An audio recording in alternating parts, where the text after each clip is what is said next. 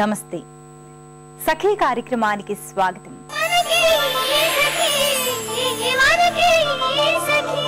పిల్లలకి మంచి భవిష్యత్తునివ్వాలని ఏ తల్లిదండ్రులకు ఉండదు చెప్పండి.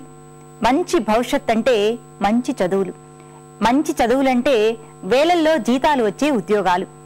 అర్థం ఇంత తేటతెల్లంగా మనకు అర్థమవుతూ ఉండగా పిల్లల్ని ఆటపాటలంటూ స్వేచ్ఛగా వదలడం ఏ తల్లిదండ్రులకి సాధ్యమవుతుంది చెప్పండి. అలా పిల్లలకి మంచి భవిష్యత్తును అందించేందుకు తాపత్రయపడుతున్న మా అత్తయ్య కూతురు కథే మీకు ఇప్పుడు చెప్పబోతున్నాను. సావధానంగా వింటారు కదూ. మా చిన్న చెల్లెలు పెళ్లి శుభలేఖ ఇచ్చేందుకు మొన్న మధ్య మా మేనత్త కూతురు రాధ వాళ్ళ ఇంటికి వెళ్ళానండి. రాధ వాళ్ళ ఆయన ఇద్దరు ఉద్యోగస్తులే కాబట్టి ఆదివారం వాళ్ళ ఇంటికి వెళితే మా రాధ కాస్త తీరిగ్గా ఉంటుందేమో, కాసేపు కబుర్లు చెప్పుకోవచ్చు కదా అని ఆశపడ్డాను. ముందు ఈ కార్యక్రమం చూడండి, తర్వాత సంగతులు చెప్పుకుందాం.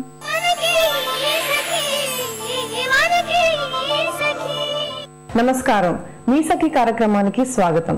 సఖులు, మహిళలకు ఎలాంటి చట్టాలు ఉన్నాయి, ఆ చట్టాలు మహిళలకు ఎలా ఉపయోగపడతాయి, ఇలాంటి విషయాలు మనకు తెలియచేయడానికి మనతో పాటు ఉన్నారు ప్రముఖ లాయర్ పార్వతి గారు. ఆవిడని అడిగి మరిన్ని విషయాలు తెలుసుకుందాం. నమస్తే మేడం. నమస్తే. ఈ లెటర్ మనకి హైదరాబాద్ నుంచి ఓ సఖి రాస్తున్నారు.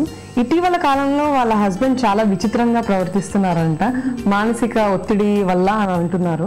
ఇంట్లో ఏ వస్తువు కనబడితే ఆ వస్తువు విసిరేయడం, చాలా డిప్రెషన్లో ఉన్నట్టు బిహేవ్ చేయడం, అలా అని హాస్పిటల్కి వెళ్దాం అంటే రానడం, మందులు వాడడానికి ఒప్పుకోకపోవడం.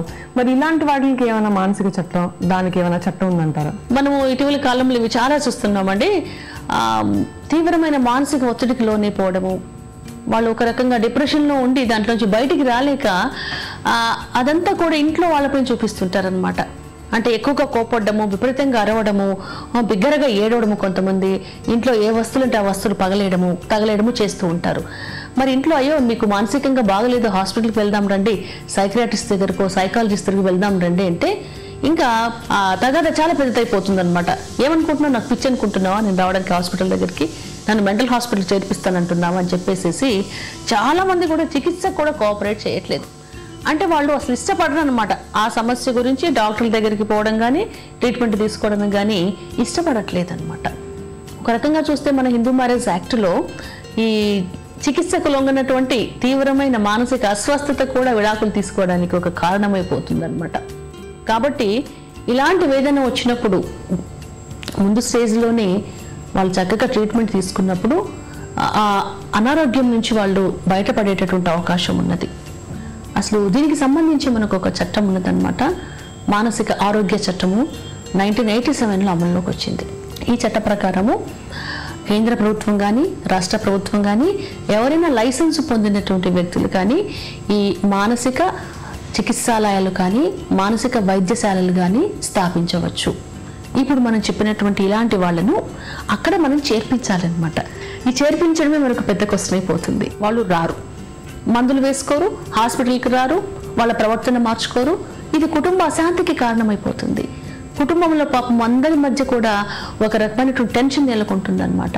ఇలాంటి పరిస్థితుల్లో మనం ఏం చేయాలంటే కోర్టు నుంచి ఒక రిసెప్షన్ ఆర్డర్ పొందవచ్చు అనమాట.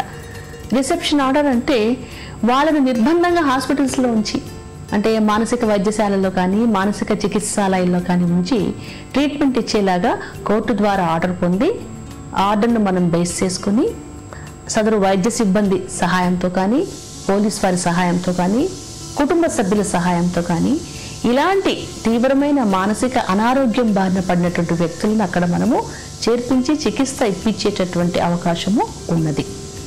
మరి ఎవరు వీళ్ళని చేర్పించాలి, ఎవరు వీళ్ళను ఈ రకంగా చేర్పించేలాగా కోర్టు ద్వారా ఆర్డర్స్ తెచ్చుకోవాలంటే మరి భర్తకు ప్రాబ్లం ఉంటే భార్య, భార్యకు ప్రాబ్లం ఉంటే భర్త, పిల్లలకు ప్రాబ్లం ఉంటే పేరెంట్స్, అంతేకాకుండా వీళ్ళు ఎవరు లేకపోతే సంరక్షకులు, వీళ్ళు కోర్టు ద్వారా రిసెప్షన్ ఆర్డర్స్ని పొంది వాళ్ళ నిర్బంధంగా హాస్పిటల్స్లో చేర్పించవచ్చు.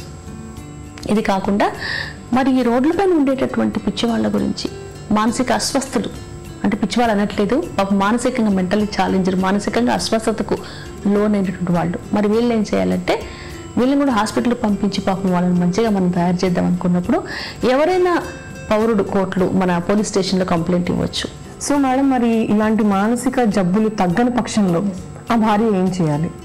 ఇలాంటి జబ్బులమ్మ ఇంకా చికిత్సకు లొంగని పక్షంలో పాపం సంసారానికి ఎంతో విఘాతం కల్పించే పరిస్థితుల్లో పాపము చికిత్సకు లొంగనటువంటి తీవ్రమైన మానసిక అస్వస్థత అన్న గ్రౌండ్ ప్రకారము సదరు భార్య భర్త నుండి విడాకులు పొందేటటువంటి అవకాశం ఉంటుంది. కాకపోతే ఇలాంటి వాళ్ళే కాకుండా ఇంకా కొంతమంది భర్తలు మనం చూస్తుంటాం, విపరీతంగా తాగుతూ తర్వాత మత్తు పదార్థాలకు మాదక ద్రవ్యాలకు బానిసలైపోయి కుటుంబంలో అల్లకల్లోలమైన వాతావరణం సృష్టిస్తూ ఉంటారనమాట. మరి అలాంటి వాళ్ళని కూడా మనం కోర్టు ద్వారా రిసెప్షన్ ఆర్డర్స్ పొంది ఈ హాస్పిటల్స్ ద్వారా ట్రీట్మెంట్ ఇప్పించేటటువంటి అవకాశం ఉన్నది. కాబట్టి అది కూడా మనము తెలుసుకొని ఉపయోగించుకుంటే బాగుంటుంది. ఇలా కాకుండా మనం ఇటీవల కాలంలో చాలా సంఘటనలు వెలుగులోకి వస్తున్నాయి. ఎంతో కష్టపడి పాపము రిసెప్షన్ ఆర్డర్స్ పొంది వీళ్ళని తీసుకొని పోయి మనము ఈ హాస్పిటల్స్లో చేర్పించినప్పుడు వాళ్ళు ఏం చేస్తున్నారంటే అక్కడ హాస్పిటల్ సిబ్బంది కొంతమంది, అంటే అందరూ కాదు కొంతమంది, వీళ్ళని బలవంతంగా గొలుసులతో కట్టివేయడము, బలవంతంగా ఒక సెల్లు పడేయడము, వేళగింత అన్నం పడేయడము, ఇలా చేసి శారీరకంగా మానసికంగా కూడా హింసిస్తున్నారు. ఇందుకాక మనకు న్యూస్ పేపర్లో వచ్చిందనమాట. ఈ రీహాబిలిటేషన్ అని కానీ తర్వాత ఇలాంటి హాస్పిటల్స్ పేరుతో వాళ్ళని బంధించి జైల్లో ఖైదీల్లాగా చూస్తూ హింసిస్తున్నారని చెప్పేసి ఈ చట్టం ఏమో చెప్తుందంటే ఈ రకంగా చికిత్స నిమిత్తమై ఎవరైతే సరే హాస్పిటల్లో జాయిన్ అవుతారో వాళ్ళను మానసికంగా శారీరకంగా వేధించకూడదు, అది మానవ హక్కుల ఉల్లంఘన, వేధిస్తే శిక్షార్హులు అవుతారు అని చెప్తున్నారు.